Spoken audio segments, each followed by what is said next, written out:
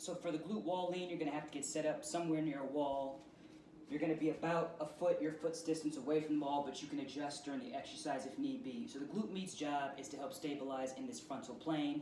So common compensation patterns are gonna be hiking up and getting that QL fired, or dropping the hips so your hips aren't level.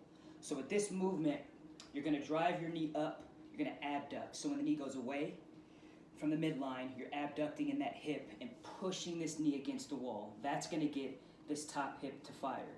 Now, the glute minimus and medius kind of work together to get this bottom hip to fire, to stabilize when you're on one leg.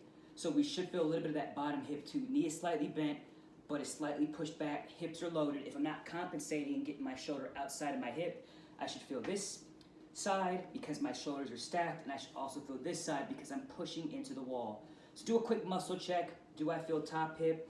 Do I feel the bottom hip muscles? Check, check, you're good. You're gonna hold that for the prescribed amount of time.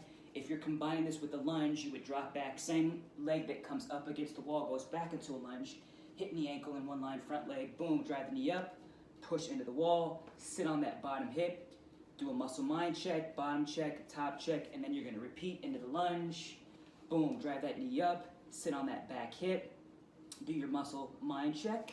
If you're too far away from the wall and you're set, you're really gonna have to reach. So you wanna set up with your feet somewhat underneath your hips, though you will be slightly leaning into the wall.